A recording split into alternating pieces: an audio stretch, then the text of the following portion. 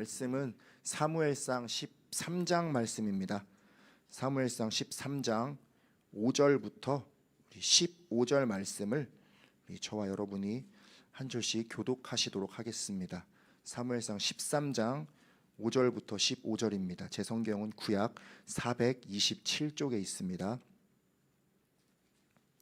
먼저 읽겠습니다. 블레셋 사람들이 이스라엘과 싸우려고 모였는데 병거가 3만이요 마병이 6,000명이요 백성은 해변에 모래같이 많더라. 그들이 올라와 베다웬 동쪽 믹마스에 진침해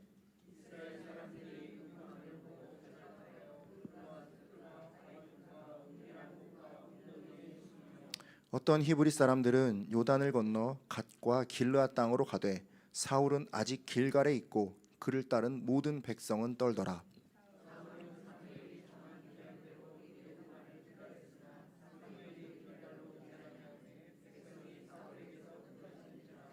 사울이 이르되 번제와 화목 제물을 이리로 가져오라 하여 번제를 드렸더니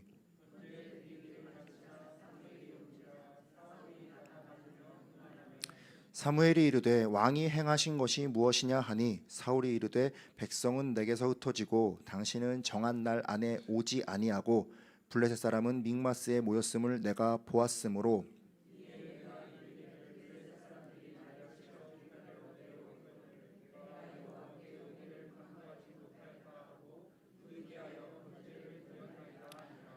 사무엘이 사울에게 이르되 왕이 망령되이 행하였도다. 왕이 왕의 하나님 여호와께서 왕에게 내리신 명령을 지키지 아니하였도다. 그리하였더라면 여호와께서 이스라엘 위에 왕의 나라를 영원히 세우셨을 것이거늘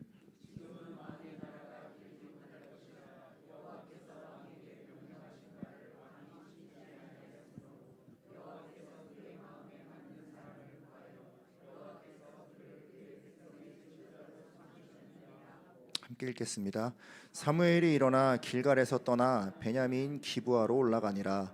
사울이 자기와 함께한 백성의 수를 세어보니 600명 가량이라. 아멘. 오늘 본문 말씀에는 사울 왕이 하나님께 버림받게 되는 결정적인 두 가지 실수 가운데 첫 번째 실수의 장면이 기록이 되어 있습니다. 사울 왕도 한때는 하나님께 쓰임 받았고 어쩌면 더 크게 쓰임 받았을 수도 있었던 사람이었습니다. 그러나 그가 하나님께 더 크게 쓰임 받기 위해서는 늘 하나님과 함께 해야만 했고 하나님의 말씀에 순종해야만 했습니다. 때로는 하나님의 명령에 따라 기다릴 줄도 알아야 했습니다. 오늘 사울 왕이 기다렸어야 했던 시간은 일주일 이래였습니다. 그러나 사울 왕은 그 이래를 참고 기다리지 못해서 하나님께 버림을 받게 되고 말았습니다. 당시 상황을 요약하자면 다음과 같습니다. 블레셋과 이스라엘이 이제 싸움이 벌어졌고요. 블레셋은 굉장한 규모의 군대를 이끌고 베다웰 동쪽 믹마스라는 곳에 진을 치기 시작하고 있었습니다. 이스라엘 사람들은 이 위급함을 보고 저마다 뿔뿔이 흩어져서 굴에 숨는 사람, 수풀에 숨는 사람, 웅덩이에 숨는 사람, 일부는 요단강을 건너 갓과 길르앗 땅으로 도망갔습니다. 사울 왕은 아직 길갈에 남아 있었고 그에게도 일부 군대가 남아 있기는 하였으나 그들은 이미 전의를 상실하고 벌벌 떨고 있던 중이었습니다. 이 상황에서 제사장인 사무엘이 빨리 와서 제사를 지내주고 하나님께 은혜를 구해주면 그래도 싸워볼만 할 텐데 사무엘이 길갈로 오기로 약속한 7일이 지나도록 아직 도착하지 않고 있었습니다. 블레셋의 군대는 믹마스에 속속 모여들어 언제라도 쳐들어오려고 전투태세를 갖추고 있는데 자신과 함께 있는 백성들은 자꾸만 떨면서 흩어지고 있습니다. 이 모습을 보고 있던 사울 왕이 조바심이 나서 더 이상 제사장을 기다리지 못하고 자신이 직접 제사를 지내게 되었던 것입니다. 이것은 단순히 사울 왕이 제사장만 행할 수 있는 제사를 직접 행했다는 어떤 종교의 행위적인 그런 문제만은 아니었습니다. 잠시 후에 다시 살펴볼 거지만 애초에 사울 왕에게 이 제사는 정말 말 그대로 종교 행위일 뿐이었습니다. 12절 말씀을 보시면 기다리지 못하고 스스로 번제를 드린 다음에 이렇게 핑계를 대고 있습니다. 이에 내가 이르기를 블레셋 사람들이 나를 치러 길갈로 내려오겠거늘 내가 여호와께 은혜를 간구하지 못하였다 하고 부득이하여 먼저 번제를 드렸나이다 하니라. 이게 무슨 말이냐면, 쉽게 말하면 내가 이 제사를 통해 주님께 미처 은혜를 구하기도 전에 블레셋 사람들이 길갈로 내려와서 나를 칠까봐 그런 생각이 들어서 겁이 나서 나도 어쩔 수 없이 제사를 드렸습니다, 이런 말입니다. 결국 사울왕 역시 왕이라는 체면 때문에 자리를 지키고는 있었지만 숨어버린 백성들이나 벌벌 떨며 흩어지기 시작했던 군인들과 다를 바 없이 이 블레셋의 위협 앞에서 살궁리만 하기에 바빴다라는 이야기가 됩니다. 분명히 전쟁을 승리케 하시는 분이 하나님이시고 하나님께 은혜를 구하겠다라고 제사를 지내겠다 이렇게 하고 있는데, 그 하나님께서 기다리라 이렇게 명령을 하였으면 믿고 순종하며 담대하게 기다리는 것이 승리의 비결입니다. 하나님께 은혜를 구하기 위한 제사는 지내겠지만 정작 그 은혜를 주시는 하나님을 신뢰하고 있지 못하다면 그 제사는 아무런 의미 없는 종교 행위가 되어 버리는 것입니다. 하물며 사울왕은 이미 하나님께서 사무엘 선지자를 통해 기다리라고 명령을 하셨음에도 불구하고 그 말씀을 어기고 인간적인 판단으로 제사를 드린 것이었습니다. 문제의 핵심은 처음부터 제사 자체가 아니라 사울왕의 불신앙과 신뢰하지 못함과 불순종에 있었던 것입니다. 사무엘도 사울왕의 이 핑계를 듣자마자 바로 이 부분을 지적합니다. 13절입니다. 사무엘이 사울에게 이르되 왕이 망령되이 행하였도다. 왕이 왕의 하나님 여호와께서 왕에게 내리신 명령을 지키지 아니하였도다. 그리하였더라면 여호와께서 이스라엘 위에 왕의 나라를 영원히 세우셨을 것이거늘. 하나님께서 기다리라 명령하셨으면 하나님께서 원하시는 그 때가 될 때까지 순종하며 기다렸어야 합니다. 이렇게 하나님과 사울 왕 사이에 불순종의 엇박자가 벌어지게 됩니다. 그리고 사실 결정적인 실수로 지적된 것이 이 번제의 사건이었을 뿐 이미 하나님과 사울 왕 사이에는 여러 차례 조금씩 불순종의 엇박자가 진행이 되고 있었습니다. 이제 구체적으로 하나님과 사울 왕 사이에 어떤 엇박자가 있었는지 살펴보고 이것을 통해 우리가 얻을 수 있는 교훈을 마음에 새겨보도록 하겠습니다. 하나님과 사울 왕의 첫 번째 엇박자는 사울 왕이 하나님께서 자신을 왕으로 세우신 목적과 뜻을 깨닫지 못했다는 데 있습니다. 분명 이스라엘의 왕이 세워진 것은 하나님의 통치를 거부하고 인간의 왕을 요구한 백성들의 잘못된 동기에서 출발했습니다. 하지만 하나님께서는 이것마저도 하나님의 거대한 구속사의 그 계획으로 활용하기를 원하셨고요, 백성들의 이 요구가 어떠한 결과를 가져오는지 알기를 원하셨고요, 왕들의 실패를 통한 그 인간의 한계도 보여주길 원하셨습니다. 그래서 하나님께서는 왕을 허락해 주신 거죠. 그리고 하나님께서 아무 왕이나 그냥 세우신 것은 아니었습니다. 하나님께서는 사울 왕을 사용하시려는 바가 있어서, 뜻하신 바가 있으셔서 직접 선택하시고 사무엘 선지자를 통해 그에게 기름 부으라고 명령을 하셨던 겁니다. 우선 하나님께서 사울을 왕으로 선택하셨을 때의 장면을 한번 보도록 하겠습니다. 사무엘상 9장 16절입니다. 내일 이맘때에 내가 베냐민 땅에서 한 사람을 내게로 보내리니 너는 그에게 기름을 부어 내 백성 이스라엘의 지도자로 삼으라.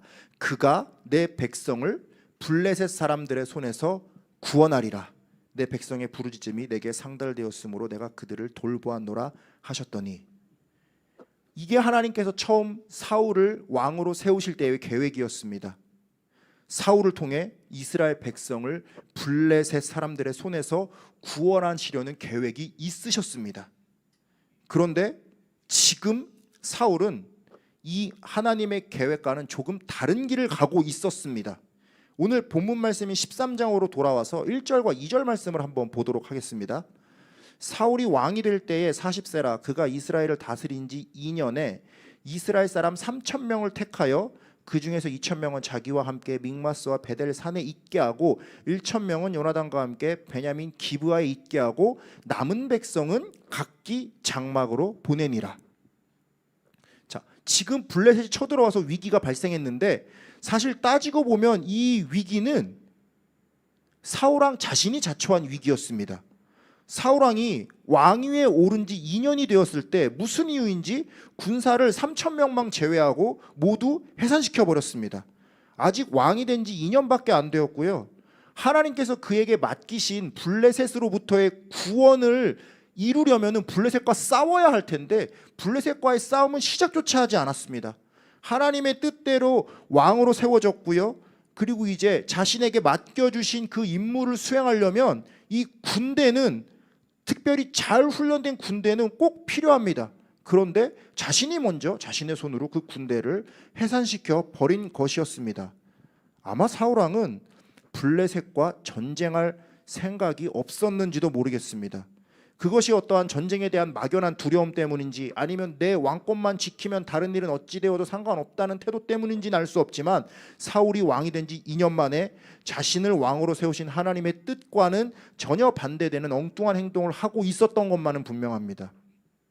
사울 왕에게는 분명 전쟁 지도자로서의 달란트가 있었습니다. 성경 말씀에 사울 왕이 처음 소개되는 장면을 보면 사울 왕은 유력한 집안 출신의 키가 크고 준수한 소년이었다고 소개되어 있습니다. 그리고 그가 처음 왕으로 추대될 때에 마음이 하나님께 감동된 유력한 자들을 하나님께서 붙여주셨습니다. 그 모든 게 사울이 왕이 되어서 블레셋과 싸워 백성을 구원하게 하시려고 하나님께서 허락하신 달란트입니다.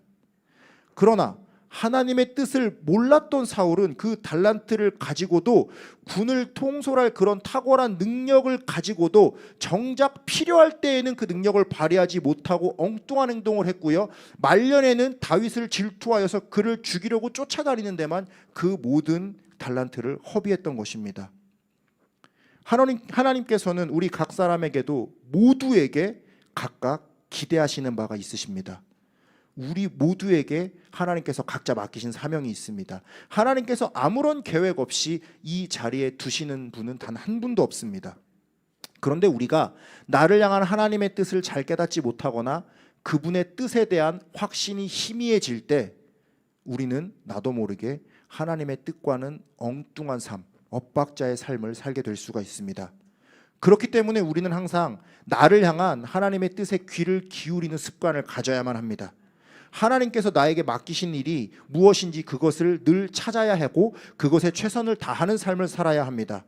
하나님께서 우리에게 달란트를 주신 것은 그것을 통해 더 많은 열매를 맺어 하나님께 영광을 돌리게 하려 하심이라는 것을 꼭 기억해야 합니다. 예수님께서도 달란트를 사용하지 않고 그저 땅에 묻어둔 종에게 악하고 게으른 종이라, 주님의 마음을 모르는 종이라 책망하셨다는 것을 기억하시기 바랍니다. 하나님의 구체적인 뜻을 잘 모르시겠으면 우선 확실한 것에부터 순종하시면 되겠습니다. 기도, 말씀, 예배, 찬양, 이런 우리의 신앙의 기초를 튼튼하게 하는 일은 우리가 힘써야 하는 가장 당연하고 가장 확실한 하나님의 뜻입니다. 이 일에 먼저 순종하고 있을 때 하나님께서는 다른 일도 우리에게 깨닫게 하여 주실 것입니다. 기도하는 자에게 응답하시고 말씀 보는 자에게 말씀하여 주십니다. 항상 하나님의 뜻을 깨닫고 그 뜻대로 우리의 달란트를 잘 활용하여 영광 올려드리는 우리 수도교회 성도님들 되시기를 주님의 이름으로 축복합니다. 하나님과 사울왕의 두 번째 엇박자는 사울왕이 사람의 눈에 보이는 대로 판단했다는 것입니다. 14장으로 넘어가면은요, 사울왕의 왕자 요나단이 엄청난 활약을 하는 장면이 등장을 합니다. 요나단이 사울왕에게 말하지 않고 자신의 무기를 드는 소년과 단 둘이 블레셋과 싸우려고 적진으로 넘어갑니다. 우리 14장 6절 말씀 한번 보시지요. 요나단이 자기의 무기를 든 소년에게 이르되 우리가 이 할례 받지 않은 자들에게로 건너가자. 여호와께서 우리를 위하여 일하실까 하노라. 여호와의 구원은 사람이 많고 적음에 달리지 아니하였느니라.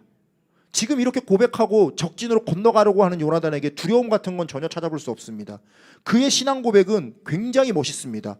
여호와의 구원은 사람이 많고 적음에 달리지 아니하였느니라. 사실 이 고백을 사울 왕이 하고 있었어야 했는데 이때 사울 왕은 무엇을 하고 있었을까요? 우리 14장 2절과 3절을 보겠습니다. 사울이 기브와 변두리 미므론에 있는 석류나무 아래에 머물렀고 함께한 백성은 600명 가량이며 아히야는 에봇을 입고 거기 있었으니 그는 이가봇의 형제 아이두베 아들이요 비느하스의 손자요 실로에서 여호와의 제사장이 되었던 엘리의 증손이었더라. 백성은 요나단이 간 줄을 알지 못하니라. 사울은 기브와 변두리에서 남아있는 600명의 군사와 함께 석류나무 아래에 그냥 머물러 있었습니다.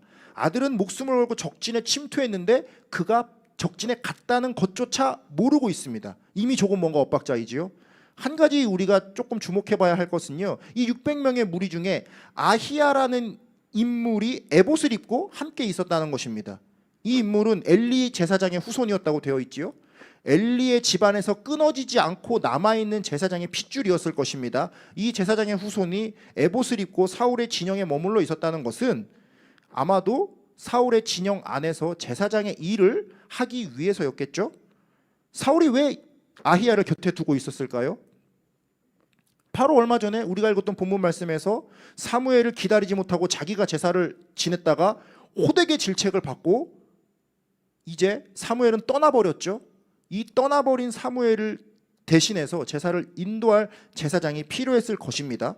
그 사울의 본심이 자신의 실수를 뉘우치고 같은 실수를 반복하지 않으려고 이제부터는 철저하게 하나님이 원하시는 대로 제사장을 통해서 제사를 지내고 움직여야겠다, 뭐 이런 마음인지, 아니면 그냥 기본적인 제사의 절차만 지키고 형식적인 어떤 대타를 세운 것인지 뭐 그건 알 수 없지만 사실 말씀을 조금 더 보면 왠지 알 수 있을 것 같습니다. 자, 이건 조금 이따 다시 살펴보도록 하고요. 다시 요나단으로 돌아와서 요나단이 블레셋에 건너가서 싸우기 직전에 취했던 행동을 한번 보겠습니다. 14장 9절과 10절입니다.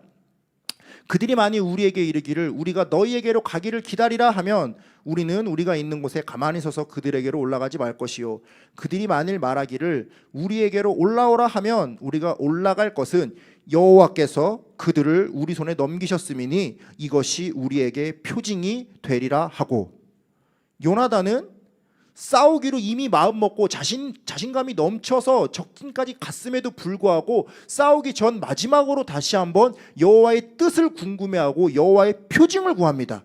하나님께서 과연 저들을 우리 손에 넘기신 건지 맞는지 틀린 건지 다시 한번 확인하고자 합니다. 싸움에 있어서 다른 어떠한 환경적인 요소보다 하나님의 표징을 가장 우선시하고 그곳에 순종하여 싸우겠다라는 의지입니다. 그리고 그 하나님의 응답대로 싸운 결과가 14절과 15절에 기록되어 있습니다. 요나단과 그 무기든 자가 반나절 같이 땅 안에서 처음으로 쳐 죽인 자가 20명 가량이라. 들에 있는 진영과 모든 백성들이 공포에 떨었고 부대와 노략구들도 떨었으며 땅도 진동하였으니 이는 큰 떨림이었더라. 여러분 보이십니까? 단 2명이 건너갔습니다. 단 2명이 블레셋 진영에 건너가서 20여 명의 블레셋 군인을 무찔렀고요. 블레셋 모든 군대가 공포에 벌벌 떨고 있습니다. 여러분 뭐 한 사람이 떠오르는 사람이 있지 않으십니까? 저는 문득 이 요나단 왕자의 모습을 보면서 이스라엘의 다음 왕으로 세워진 다윗 왕의 모습이 문득 떠올랐습니다. 사실 이 요나단 왕자도 다윗 왕 못지않게 굉장히 용감한 자였고 용사였습니다. 어쩌면 하나님께서 사울 왕이 계속 하나님께 순종했다면 사울을 이어 요나단을 통하여 사울의 왕조로서 이스라엘을 위해 역사하셨을지도 모를 일입니다. 그러나 결국 그 일은 이루어지지 않았죠. 사울 왕이 단 7일을 기다리지 못했던 그 불순종 때문에 지금 자신의 아들 요나단은 열심히 용감하게 하나님의 뜻을 구하며 싸우고 있지만 그는 그저 아무것도 하지 못하고 두려워 떨고 있는 이 상황 때문에 이 요나단의 용기도 더 이상 하나님 보시기에 사울 왕을 용서해 줄 만한 그런 용서의 거리가 되지 못했던 것 같습니다. 자, 이렇게 요나단이 열심히 싸우고 있는 동안에 사울은 무엇을 또 하고 있었는지 한번 보겠습니다. 블레셋 사람들이 혼란해진 모습을 보고 또 블레셋이 왜 저렇게 누가 우리 진영에서 빠져나가서 저 행동을 하고 있나 사울 왕이 점검을 해보니까 자신의 아들 요나단과 그의 무기든 자가 사라졌다는 것을 깨닫게 됩니다. 이래서 이제 사울도 뭔가 싸워볼 용기가 생긴 것 같습니다. 우리 18절 말씀 한번 보시죠. 사울이 아히야에게 이르되 하나님의 궤를 이리로 가져오라 하니 그때 하나님의 궤가 이스라엘 자손과 함께 있음이니라. 사울은 함께 있던 제사장 아히야에게 하나님의 궤를 가져오라 명령합니다. 이 싸움에 앞서서 하나님의 뜻을 묻기 위해서인지 형식적인 제사를 위함인지 아직까지는 알 수 없지만 적어도 지금 이 순간까지만 해도 하나님의 뜻을 구하려는 태도 자체는 남아 있습니다. 그 다음에 보겠습니다. 19절 20절입니다. 사울이 제사장에게 말할 때에 블레셋 사람들의 진영에 소동이 점점 더한지라 사울이 제사장에게 이르되 내 손을 거두라 하고 사울과 그와 함께한 모든 백성이 모여 전장에 가서 본즉 블레셋 사람들이 각각 칼로 자기의 동무들을 침으로 크게 혼란하였더라. 아직까지 방금 전까지는 사울 왕이 무언가 하나님께 제사를 지내고 하나님의 뜻을 구해 보려는 의지가 남아 있었던 것처럼 보였습니다. 하지만 블레셋 진영의 소동이 더 커지기 시작하자 사울은 그나마도 생략합니다. 자신이 직접 전장에 가서 자신의 눈으로 전장의 양상을 보고 직접 결정합니다. 이미 7일을 기다리는데 실패했던 사울 왕은 이제는 잠시도 기다리지 못합니다. 하나님의 뜻을 구하려던 제사장에게 그 손을 거두라 멈추게 하고 자신이 눈으로 본 그 양상에 따라 싸움을 결정합니다. 아마 사울은 처음부터 회개 같은 건 할 마음이 없었나 봅니다. 몰락한 제사장의 후손인 아히야에게 에봇을 입혀 함께 있었던 것도 그저 요식행위를 위한 임시방편에 불과했던 것 같습니다. 심지어 그나마 형식적인 절차조차 거치지 않고 싸움에 임합니다. 결국 사울은 하나님의 말씀에는 관심이 없었습니다. 사람의 눈에 보이는 양상을 보고 싸울지 말지를 결정하고 있었습니다. 사랑하는 성도 여러분, 여러분은 무엇을 기준으로 여러분의 일들을 결정하십니까? 하나님께 기도하시고 응답을 기다리십니까? 아니면 내 눈에 보이는 상황을 보고 그 상황에 합리적이라고 판단되는 것을 결정하십니까? 때로는 우리는 우리 눈에 보이는 상황을 가지고 하나님의 뜻이라고 오해할 때가 있습니다. 사실 하나님은 말씀하신 적이 없는데 침묵하셨는데 아니죠. 내가 하나님께 그 손을 거둬버렸는데 이미 나는 응답 받았다라고 생각하고 먼저 결정해 버립니다. 특히 긴박한 상황일수록 일단 내 판단대로 행동해버리고 그 행동에 하나님의 뜻을 억지로 끼워 맞추려 할 때도 있습니다. 마음이 급해서 기다리지 못하고 행동한 것이 그것은 우리의 연약함이겠지만 최소한 그것이 하나님의 뜻이라고 착각하는 것은 곤란합니다. 그것이 반복되면 하나님보다 앞서가는 사람이 되는 것입니다. 우리는 어느 때라도 어떤 긴박할 때라도 내 눈에 보이는 나의 판단을 믿을 것이 아니고 하나님께 기도하고 하나님께서 나에게 주시는 응답을 기다려야 할 것입니다. 그것이 확실한 응답이 아니라면 조금 더 기다리셔도 괜찮습니다. 하나님께서는 어차피 반드시 역사하실 것이고요. 어차피 반드시 이루어 가실 것입니다. 이것은 성경에 기록된 것은 아니고 그냥 제 생각이긴 하지만 만약에 사울이 처음에 자신이 제사를 지내지 않고 7일을 넘겨서 사무엘 제사장이 올 때까지 기다렸다고 칩시다. 군사들은 더 흩어져서 몇 명 남지 않았다고 칩시다.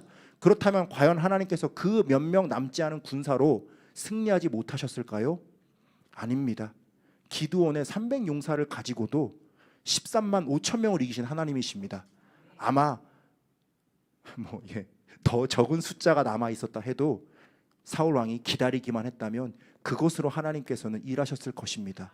하지만 그것을 기다리지 못하는 우리 인간의 연약함은 늘 하나님이 아닌 나의 뜻대로 결정을 하게 되는 것입니다. 이것은 분명한 우리와 하나님 사이의 엇박자가 될 수 있다는 것을 기억하시기 바랍니다. 하나님과 사울 왕의 세 번째 엇박자는 사울 왕이 성령의 충만함에 실패했다는 것입니다. 이번 블레셋과의 싸움은 바로 직전에 있었던 암몬과의 싸움과 대조를 이루고 있습니다. 사울이 왕으로 추대되고 처음으로 리더십을 발휘했던 전쟁이 바로 암몬과의 전쟁이었습니다. 두 전쟁의 가장 큰 차이점이 11장 6절에 기록되어 있습니다. 사울이 이 말을 들을 때에 하나님의 영에게 크게 감동되매 그의 도가 크게 일어났다. 이렇게 기록이 되어 있습니다. 암몬과의 전쟁을 이끌 때에는 사울은 하나님의 영에게 크게 감동되어 있었습니다. 그 영의 힘으로 나타나는 그 노를 가지고 백성들을 독려해서 군사를 모으고 그때 모인 군사가 33만 명이나 됐습니다. 그 군대를 통해 하나님이 주시는 힘으로 싸워 승리할 수 있었습니다. 하지만 그 이후에 블레셋과의 싸움에서는 사울 왕이 하나님의 영에 충만했다라는 기록은 전혀 없습니다. 오히려 16장에 가서는 여호와의 영이 사울에게서 떠났고 여호와께서 부리는 악령이 그를 번뇌하게 했다라고 기록될 뿐입니다. 성령에 충만하지 못하니 싸움에 자신이 없는 것이 당연합니다. 블레셋의 공격 앞에서도 벌벌 떨 수밖에 없는 것이 당연합니다. 그 와중에 하나님의 응답을 기다리는 것은 더더욱 못할 수밖에 없습니다. 오히려 그의 아들 요나단이 하나님께 충만하여 자신이 있었던 것 같습니다. 그는 싸우기에 앞서 하나님께 묻고 표징을 기다리는 사람이었기 때문입니다. 기도하는 사람이었기 때문에 두려울 것이 없었던 것입니다. 사실 이 블레셋과의 전쟁의 발단도 요나단이 소수의 병력을 가지고 블레셋 수비대를 건드린 것부터 시작됩니다. 요나단은 하나님과 소통하며 블레셋과 싸워 이겨 이스라엘을 구원하시려는 것이 하나님의 뜻이라는 것을 알고 그 뜻대로 가려고 했겠죠. 하나님의 뜻 앞에서 오히려 아버지인 왕인 사울보다 더 용맹하게 싸웠던 것입니다. 그리고 단 2명이서 하나님의 뜻을 구하고 용기 있게 싸우러 나간 요나단에게 하나님께서 응답하시고 그들의 손에 블레셋 사람들을 넘기시겠다 표징을 보여주신 대로 그 전쟁에서 승리하게 해주셨던 것입니다. 우리 본문으로 돌아와서 23절을 한번 보겠습니다. 여호와께서 그날에 이스라엘을 구원하심으로 전쟁이 베다웬을 지나니라, 이렇게 기록되어 있습니다. 결국 사울 왕은 끝까지 불순종했지만 하나님은 이 전쟁에서 승리를 허락해 주셨습니다. 하나님은 처음부터 블레셋과의 전쟁에서 이스라엘을 구원하실 작정이셨습니다. 백성들의 부르짖음을 들으셨거든요. 그 과정에서 하나님께서는 사울 왕에게 다시 한번 기회를 주신 것이고 다시 한번 순종을 요구하신 것이고 사울 왕은 그때도 실패했던 것입니다. 하나님의 응답을 기다리지 못했기 때문이었죠. 그렇다면 왜 이렇게 하나님과 사울 왕은 엇박자가 나게 되었을까요? 왜 분명 기름 부음을 받을 당시에나 암몬과의 전쟁을 인도할 때에는 하나님의 영에 충만했던 사울 왕이 지금은 하나님의 응답조차 기다리지 못하는 사람이 되었을까요? 저는 이 원인을 14장 35절에서 찾을 수 있다고 생각을 합니다. 14장 35절에 이렇게 기록되어 있습니다. 사울 왕이 백성들의 죄 앞에서 제단을 쌓는 장면입니다. 사울이 여호와를 위하여 제단을 쌓았으니 이는 그가 여호와를 위하여 처음 쌓은 제단이었더라. 이는 그가 여호와를 위하여 처음 쌓은 제단이었다고 되어 있습니다. 세번역이나 아니면 원어의 뜻을 참고하자면 이제 하나님께 제단을 쌓기 시작했다 라는 의미로 기록되어 있어서 이것이 마치 이제야 비로소 사울 왕이 하나님께 무언가 좀 영적인 것을, 어떠한 종교적인 의미를 가진 행동들을 하나님 앞에서 하려고 하는구나 라고 우리가 추측해 볼 수도 있겠지만 사실 이 제단의 결과를 보면 그건 아닌 것 같습니다. 이 제단의 결과는 37절에 기록되어 있습니다. 사울이 하나님께 묻자오되 내가 블레셋 사람들을 추격하리이까 주께서 그들을 이스라엘의 손에 넘기시겠나이까 하되 그날에 대답하지 아니하시는지라. 하나님은 이 사울 왕의 제단 앞에 응답하지 않으셨습니다. 이 제단이 진짜 사울 왕이 이제라도 하나님께 신앙적으로 반응하려고 했던 것일 수도 있고 혹은 지금까지 그랬던 것처럼 그저 종교적인 행위나 백성들에게 보여주기 위한 정치적 행위였는지 그것은 우리가 정확히 알 수 없습니다. 하지만 한 가지는 분명히 알 수 있습니다. 하나님은 이날 응답하지 않으셨고요. 그리고 이것이 사울 왕이 여호와를 위하여 처음 쌓은 제단이었다라는 것은 사울이 왕이 된 지 2년이 넘었는데 그동안 공식적으로 제단을 세운 기록이 없다는 것입니다. 사울 왕이 하나님께 제사를 지내는 장면도 없습니다. 공교롭게도 오늘 읽었던 본문 말씀에 하나님의 말씀을 기다리지 못하고 자신이 주도해서 범죄한 그 제사가 사울 왕이 드린 유일한 제사였습니다. 심지어 사울 왕이 직접 하나님께 묻는 장면도 방금 읽으신 37절 이전에는 한 번도 등장하지 않습니다. 사울 왕은 그동안 다 제사장을 통해서만 하나님의 음성을 들었을 뿐이었습니다. 하나님 앞에 먼저 예배드리지도 않았고요, 먼저 단을 쌓지도 않았고요, 먼저 묻지도 않았던 것이 사실 사울 왕의 지난 2년간의 모습이었습니다. 틈만 나면 하나님께 엎드려 물었고 심지어 언약궤를 성으로 드릴 때는 6걸음마다 제사를 지냈던 다윗 왕과는 엄연히 달랐고요, 왕으로 세워진 다음에 먼저 1000번째로 하나님께 나아갔던 솔로몬 왕도 너무나 대조되는 부분입니다. 하나님께서는 사울 왕이 늦게나마 제단을 쌓았을 때 그때도 응답해 주시지 않았습니다. 이 제단 역시 하나님과 사울 사이의 엇박자로 남게 되었습니다. 한 번의 엇박자가 두 번, 세 번의 엇박자가 되었고 결국 끝내 사울 왕은 하나님께 응답받지 못합니다. 하나님께 묻지도 않고 교제하지도 않고 기도하지도 않고 예배드리지 않으니 하나님의 뜻을 모르고 사람의 눈에 보이는 대로 판단하고 성령 충만해도 실패하게 되는 것입니다. 사랑하는 성도 여러분, 결국 우리 신앙의 모습도 가장 중요한 것은 이 신앙의 기본이 되는 하나님과의 교제입니다. 사울 왕이 끝내 하나님께 묻지도 못했고 끝내 버림받았던 이유, 사울 왕이 소홀했던 것, 가장 기본적인 기도와 말씀과 예배 생활, 그것이 우리 신앙에서 가장 필요한 것이고 우리가 무엇보다도 가장 확실히 알 수 있는 내가 하나님 앞에서 마땅히 해야 할 하나님의 뜻인 것입니다. 하나님께 기도하고 엎드리고 물어야 하나님의 뜻을 알 수 있고 하나님께서 주신 말씀을 읽어야 하나님의 응답을 경험할 수 있습니다. 이렇게 하나님과의 교제를 통해서 하나님께 구해야만 구하는 자에게 약속하신 성령님도 허락해 주시는 것이고 성령님이 우리 안에 계셔야만 우리의 마음을 살피시며 하나님의 뜻대로 우리를 위하여 말할 수 없는 탄식으로 간구해 주시는 것입니다. 그렇게 하나님과의 교제가 더욱 친밀해질 수 있는 것입니다. 그런데 우리는 바로 이 부분을 너무나 쉽게 생각합니다. 너무 당연한 것이기에, 너무 오랫동안 내가 잘 해왔던 것이기에, 내가 이미 하나님과의 관계가 친밀하며 신앙생활을 잘하고 있다고 그런 착각 때문에 그 생각이 점점 교만함이 되어서 그렇게 지속되면 사탄의 작은 공격에도 덜컥 넘어질 수도 있고 하나님보다도 앞서 나가는 사람이 될 수 있는 것입니다. 당연하기에 더 최선을 다해야 됩니다.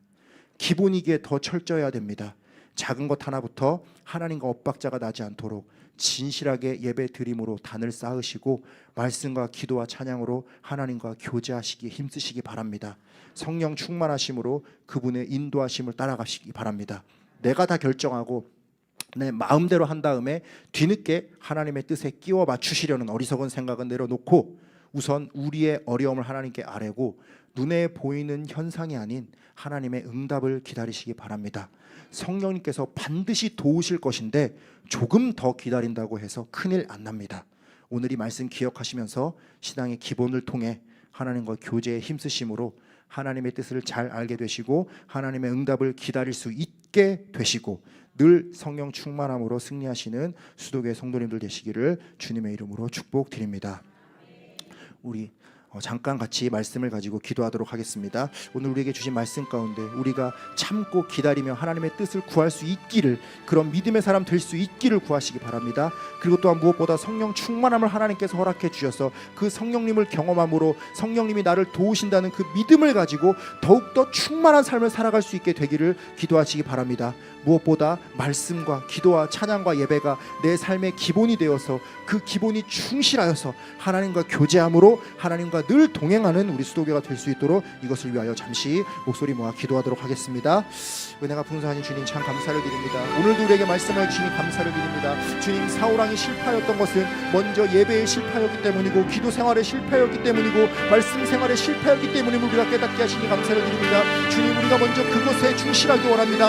하나님께서 나에게 하시는 그 응답이 무엇인지 아직 모르겠다면 가장 분명한 하나님의 뜻에 먼저 충실하기 원합니다. 내가 말씀 보는 것이 하나님의 뜻이고 기도하는 것이 하나님의 뜻이고 예배 가운데 승리하는 것은 분명 하나님의 뜻인 것을 우리가 알고 있습니다. 내가 성령 충만을 구해야 하는 것이 하나님의 뜻인 것을 우리는 잘 알고 있습니다. 먼저 그것에 우리가 먼저 순종하며 나아갈 때에 하나님께서 그것부터 채워주시고 우리의 삶에도 분명한 역사하심을 하게 주실 줄을 믿습니다. 내가 먼저 성령 충만하게 되면 성령님을 통하여서 하나님께서 나에게 모든 비밀한 일을 알게 하여 주시고 모든 뜻 가운데 하나님의 계획하심으로 인도해 주실 것을 믿습니다. 그 모든 것이 다 이루어지는 것은 바로 하나님의 크신 계획이고 크신 사랑하심을 고백합니다. 그 가운데 나의 뜻을 내려놓게 하여 주시고 먼저 하나님 앞에 기도하며 순종하는 것이 우리의 삶의 습관이 될 수 있도록 주여 인도하여 주시옵소서. 오늘도 우리의 삶을 돌보아 주셔서 그 무엇보다 성령을 충만하게 하여 주시고 말씀 중심으로 예배 중심으로 우리의 삶을 인도하여 주시옵소서. 은혜가 풍성하신 주님 감사드립니다. 주님, 먼저 우리의 연약함을 고백합니다. 오늘도 하나님의 뜻에 순종하지 못했습니다. 오늘도 내 생각에 하나님의 뜻을 맞추려 했습니다. 오늘도 성령님 없이 내 멋대로 살아가려 했습니다. 우리의 이 더러운 죄를 고백하오니 용서하여 주시고 이제는 우리가 성령의 충만함을 구하오니 우리에게 성령님의 충만함을 늘 허락하여 주셔서 늘 그 뜻에 귀 기울이고 그 뜻에 순종하게 하여 주시옵소서. 늘 우리에게 말씀하시고 동행하여 주시는 성령님과 함께함으로 하나님께서 맡겨주신 그 달란트를 잘 감당하게 하여 주시고 우리를 통해 크신 영광 받아 주시옵소서. 감사드리며 살아계신 우리 주 예수 그리스도의 이름으로 기도드립니다.